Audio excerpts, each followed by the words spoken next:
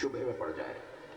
اللہ نے کہا نہیں، تم کہہ دو میں تمہاری طرح بشر ہوں، تاکہ کمالات کو دیکھیں گے، توجہ ساتھ ہے نا میرے، تمہارے کمالات کو دیکھیں گے تو اپنے جیسا نہیں سمجھیں گے، بشریت کا اعلان سنیں گے تو اللہ نہیں سمجھیں گے۔ اور ایک سبب یہ کہ ایک نام ہے بہت بڑا تاریخ کے اندر، ایک جابر ظالم بادشاہ کا، جس کا نام ہے نمرود۔ اور اللہ کا بڑا عجیب نظام ہے، جتنے بھی یہ جابر گزرے ان سب کی موت بڑی عجیب ہوئی ہے۔ یہ صرف ابھی والے جابروں کا تذکرہ نہیں کر رہا، کوئی سرنگ سے نکل رہا ہے، کوئی نالے سے نکل رہا ہے، توجہ ہے برا، کوئی کہیں سے پکڑا جا رہا ہے، کوئی کہیں سے کسی کی ڈاڑیاں بڑی ہوئی ہیں، کسی کی مونچھیں بڑی ہوئی ہیں، حلیہ بگڑا ہوا۔ یہ صرف نمرود ہی کا حال برا نہیں ہوا، انسان کی صورت میں کبھی یزید کا حال آپ نے سنا نا کیا ہوا؟ گھوڑے پر بیٹھ کر شکار کرنے جا رہا تھا تو لوگوں نے روکا کہ یہ جس گھوڑے کو آپ شوق سے استعمال کرنا چاہتے ہیں بہت ہی بے قابو گھوڑا ہے، کہا نہیں اسی پہ بیٹھوں گا، مجھے اچھا لگ رہا ہے۔ اور گھوڑے نے ایک مرتبہ انہیں اپنی پشت سے گرا دیا، پیر ان کا رکاب میں پھنس گیا، پورے جنگل میں جب تک بوٹی بوٹی گھوڑے نے نہیں کر دی اس وقت تک گھوڑا رکا نہیں۔ یزید کی موت کیسے ہوئی ہے؟ یزید کی موت اس انداز سے ہوئی ہے، پورے جنگل میں جہاں شکار کرنے گیا تھا ٹکڑے ٹکڑے بوٹی بوٹی ہڈی ہڈی اس کی علیحدہ کر دی، جب جا کے گھوڑا رکا۔ ایسا انجام ہوتا ہے ان لوگوں کا۔ لیکن عزیزان گرامی ذرا محسوس کیجئے، جس کا لاشا پہ گورو کفن تھا، یہ سمجھ رہے تھے کہ ہم چھوڑ کر جا رہے ہیں۔ آج سب سے بڑا مجمع اسی کے حرم پر ہوتا ہے، آج سب سے زیادہ پرجلال روزہ حسین ابن علی کا ہے۔ عظمت مولا پہ صلوات بھیجیں آخر تک۔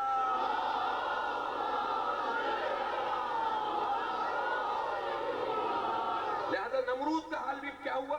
ایک مچھر ناک میں چلا گیا۔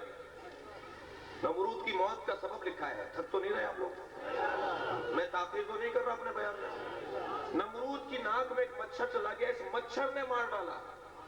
جو اتنا بڑا اپنے آپ کو بادشاہ بولتا تھا، ایک مچھر نے اس کی جان لے لی۔ چھوٹا سا مچھر اندر جا کے کھا کے چلا گیا، اس کو نکل گیا اندر جا کر۔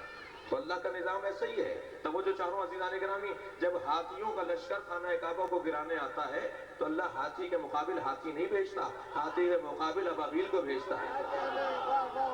ساری دنیا اسرائیل کو طاقت سمجھتی ہے نا۔ وہ چڑھائی کرنے آیا تھا نا لبنان کے اوپر، وہ جو 33 دن کی جنگ تھی، بتایا کہ ہاتھیوں کے لشکر کے مقابل ابابیل ہی کا لشکر آیا کرتا ہے۔ صرف بھروسہ کرنے کی دیر ہے، صرف اللہ پر بھروسہ کرنے کی دیر ہے، ورنہ وہاں سے مدد آنے والی ہے۔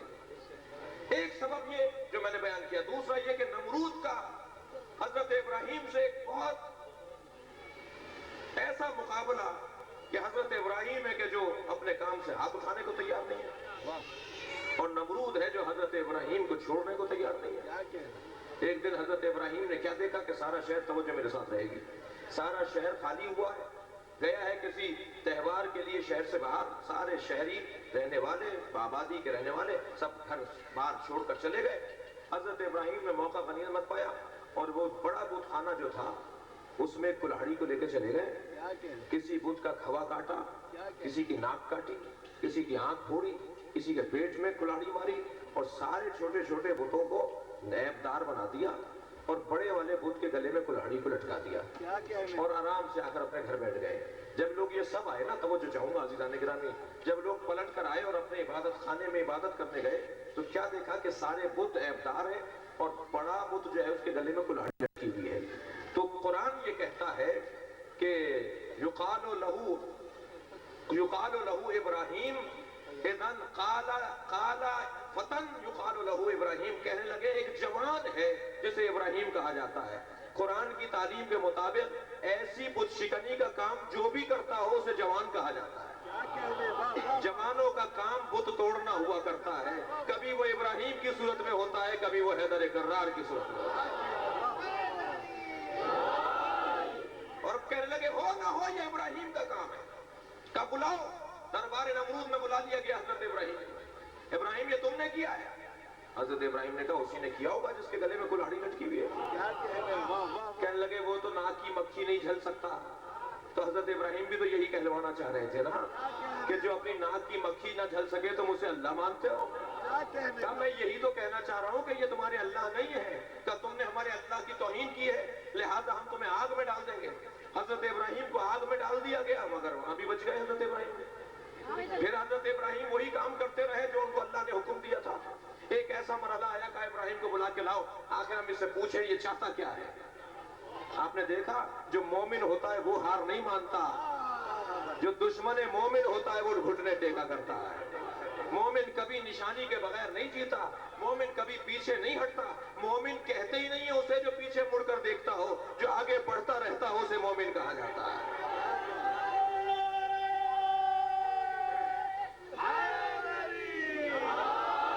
بلا لیا حضرت ابراہیم کو دربار میں. ابراہیم آخر بولو کیا چاہتے ہو. مخاطب ہے نمرود حضرت ابراہیم سے. حضرت ابراہیم نے کہا میں کہتا ہوں کہ میرے اللہ کو مانو, میں اپنے اللہ کی وحدانیت کا اقرار تم سے کروانا چاہتا ہوں. تو اللہ نہیں ہے نمرود, تو اللہ نہیں ہے, اللہ وہ ہے جو وحدہ لا شریک ہے. کیا کرتا ہے تمہارا اللہ, کون ہے تمہارا اللہ, کیا صفتیں ہیں اس کی. تو حضرت ابراہیم نے فرمایا میرے اللہ کی صفت یہ ہے کہ میرا اللہ مارتا بھی ہے, جلاتا بھی ہے, زندگی بھی دیتا ہے, موت بھی دیتا ہے. کہنے لگا یہ تو ہم بھی کرتے ہیں. کیا کہنے لگا نمرود, کہنے لگا یہ تو میں بھی کرتا ہوں. حضرت ابراہیم نے کہا کیسے کرتے ہو, کوئی مثال, کوئی دلیل. حکم دیا کہ جسے عدالت نے باعزت بری ہونے کا حکم سنایا اسے لے آؤ, اور جسے عدالت نے سزائے موت سنائی ہے اسے بھی لے آؤ. اور جسے سزائے موت سنائی تھی کہنے لگا میں اسے آزاد کرتا ہوں, میں زندگی دے رہا ہوں. اور جسے آزادی کا پروانہ دیا تھا کہنے لگا اس کی گردن مار دو, موت میں دیتا ہوں. کہ دیکھو وہ میں زندگی بھی میں دیتا ہوں, موت بھی میں دیتا ہوں. حضرت ابراہیم چاہتے تو اس بچکانہ دلیل کی دھجیاں اڑا دیتے, لیکن حضرت ابراہیم نے الجھنا نہیں چاہا اس سے. حضرت ابراہیم نے ایک اور جملہ کہہ دیا, میرا اللہ مشرق سے سورج نکالتا ہے, مغرب میں ڈبوتا ہے, تو اللہ ہے تو مغرب سے نکال کے دکھا. قرآن کہتا ہے فَبُهِتَ الَّذِي كَفَرَ. ایک مرتبہ ابراہیم علیہ السلام کے کہنے پر نمرود کے پیشانی پر پسینے آنے لگے. کبھی اوپر دیکھ رہا ہے, کبھی نیچے دیکھ رہا ہے. قرآن کا منظر کشی قرآنی ہی کی ہے کہ دائیں بائیں دیکھنے لگا. توجہ ہے بولنا کی.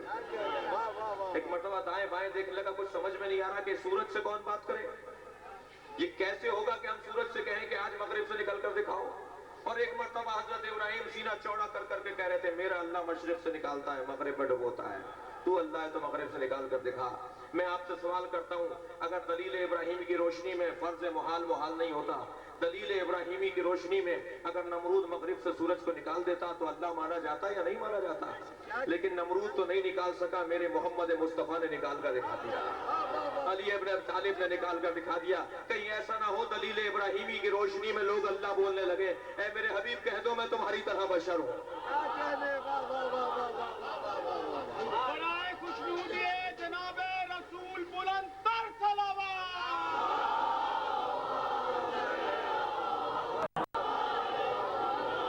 میں تمہاری طرح بشر ہوں. اے میرے حبیب ان سے کہہ دو میں تمہاری طرح بشر ہوں. کمالات پیغمبری کو دیکھیں گے تو اپنے جیسا نہیں سمجھیں گے. بھائی اتنا بڑا مجمع بیٹھا ہے, کتنے ہی ہزاروں لوگ, سینکڑوں لوگ گھروں میں میری بات کو سن رہے ہیں, سارے سنی شیعہ میری مجلس کو سن رہے ہیں. جی سننے پہ تو پابندی نہیں ہے نا, شاید کسی نے آنے پر پابندی لگائی ہے, لیکن سننے پہ تو پابندی نہیں ہے. اور ہم بات تو پیغمبر کی کر رہے ہیں. جی لہذا ذرا محسوس کیجیے گا میری بات کو, کتنا بڑا مجمع سن رہا ہے, اتنا ہی بڑا مجمع موجود بھی ہے, حاضر بھی ہے. جی کوئی کسی جیسا نہیں ہے, کوئی کسی جیسا. اللہ کی تو قدرت کا انداز ہی یہ ہے کہ کسی کو کسی جیسا نہیں بناتا, سب کو مختلف بناتا ہے. اور یہ کیسا کرم ہے اس کی خلقت کا, خالقیت کا, کہ بد سے بدصورت انسان بھی آئینے کے سامنے مطمئن دکھائی دیتا ہے. کیا کہنے, ہر آدمی کہتا ہے مجھ سے زیادہ کوئی خوبصورت ہے. یہ جو چہرہ دیکھ دیکھ کر اللہ کی تسبیح پڑھ رہا ہوتا ہے, یہ بھی تو اللہ کی قدرت کا ایک کرشمہ ہے نا. پروردگار عالم نے کسی کو کسی جیسا نہیں بنایا. آپ اہم ترین کاغذات کے اوپر دستخط کے بعد انگوٹھا کیوں لگاتے ہیں؟ ارے بھائی ہم ڈائریکٹر ہیں, ہم پڑھے لکھے ہیں, ہم گریجویٹ ہیں, ہم فلاں ہیں, ہم اتنا پڑھے ہوئے, تم ہم سے انگوٹھا لگوا رہے ہو. کہنے لگے ہاں انسان کا بنایا ہوا جعلی ہو سکتا ہے, اللہ کا بنایا ہوا جعلی نہیں ہو سکتا. دنیا میں اگر لاکھوں ملینوں انسان بھی ہیں تو کسی کا کسی سے انگوٹھا نہیں ملتا تو ذہن کیسے ملتا ہوگا, فکر کیسے ملتی ہوگی. ایک درود پڑھیں گے محمد و آل محمد.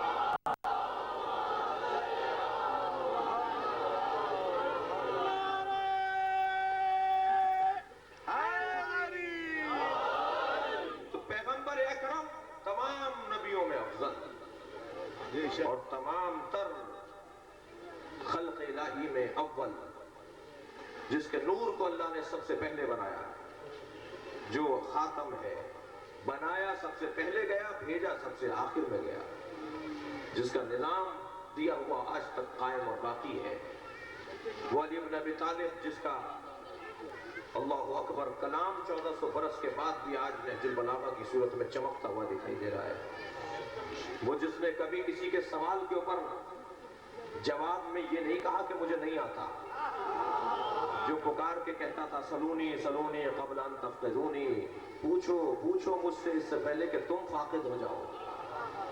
علی نے نہیں کہا کہ میں فاقد ہو جاؤں گا۔ دو ترجمے ہیں اس کے لیے، معمولاً ترجمہ یہ کیا جاتا ہے پوچھو پوچھو اس سے پہلے کہ میں دنیا سے چلا جاؤں۔ علی کہیں نہیں جا رہے، علی کہیں نہیں گئے، علی آج بھی موجود ہے۔ مولا اس وقت کے لوگوں سے کہہ رہے تھے کہ کہیں ایسا نہ ہو تم مجھ سے دور ہو جاؤ، اس سے پہلے کہ تم مجھ سے دور ہو جاؤ مجھ سے پوچھ لو۔ لہٰذا میرے مولا علی نے جب اتنے اپنے علم کا اظہار کیا مختلف مراحل کے اوپر، میرا موضوع مولا کا علم نہیں ہے ورنہ میں آپ کی خدمت میں عرض کرتا، تو ایک ایسا مرحلہ آیا کہ بہت سارے لوگ منصوبہ بنا کر آئے مشکل ترین سوالات علی سے کریں، اور کسی مرحلے پر دیکھیں علی یہ کہتے ہیں کہ صاحب مجھے نہیں آتا۔ دیکھیں جو اپنے جیسا سمجھتے ہیں نا پھر وہ یہی کام کر رہے ہیں۔ آ گئے مولا کے سامنے سوال پر سوال، سوال پر ہر سوال کا بہتر سے بہتر جواب میرے مولا نے دیا، تو ان میں سے ایک شخص نے ہار مانتے ہوئے کہا یا علی آپ کا علم پیغمبر کے علم کے برابر ہے؟ میرا موضوع پیغمبر اکرم کی عظمت ہے۔ اے علی آپ کا علم پیغمبر کی عظمت کے برابر، پیغمبر کے علم کے برابر ہے؟ میرے مولا کی پیشانی پر بل آ گئے، فرمانے لگے خبردار سوچنا بھی نہیں کہ میرا علم نبی کے علم کے برابر ہے۔ ھذا لعاب النبی، میرا علم لعاب پیغمبر ہے۔ میں جو کچھ بول رہا ہوں آب وحی سے دھلی ہوئی زبان کو چوس چوس کر بول رہا ہوں، میں نبی مکرم کا دیا ہوا علم تم تک پہنچا رہا ہوں۔ علمنی رسول اللہ الف باب، مجھے رسول اللہ نے 1000 باب علم عطا کیے، یفتح من کل باب الف باب، اور ہر باب سے 1000 باب کھلے۔ 1000 کو 1000 سے ضرب دیجئے، دنیا ابھی نام نہیں جانتی علی ان کا عالم تھا۔ 1000 سے 1000 کو ضرب دیجئے، کتنے علوم کی تعداد ہے جو مولا علی فرما رہے ہیں، مگر فرماتے ہیں میرے پاس جتنا علم ہے وہ نبی آخر نبی مکرم کا لعاب دہن۔ عزیزان گرامی، اور یہ نبی اپنی عظمت کو بیان کر کے ہمیں گویا اللہ کی معرفت کروانا چاہتے ہیں، اور اللہ کی میں نے پچھلے سال بھی نبی کی عظمت ہی کے اوپر تک تو گفتگو کی تھی اس مجلس میں، اور موضوع کچھ اور تھا، تاکہ اللہ کی معرفت بڑھے، اس لیے نبی اپنی معرفت اور اپنے قریب کرنا ہے۔ قولوا لا الہ الا اللہ تفلحوا، کہو لا الہ الا اللہ فلاح پا جاؤ، انکار کرو سارے الہوں کا، اقرار کرو ایک اللہ وحدہ لا شریک کا۔ ہمارا تو کلمہ بھی بغیر تولا و تبرہ کے نہیں ہے، جب تک انکار نہ ہو جائے اس وقت تک اقرار نہیں ہوتا، جب تک نفرت نہ ہو جائے اس وقت تک پیار نہیں ہوتا۔ ایک صلوات بھیجے ذرا محمد و آل محمد۔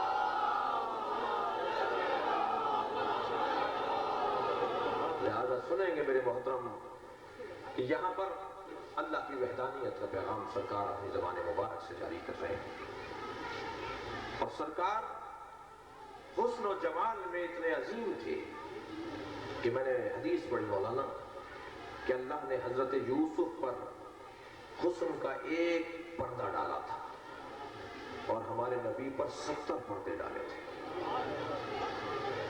70 گنا حضرت یوسف سے زیادہ حسن تھا پیغمبر اکرم کا۔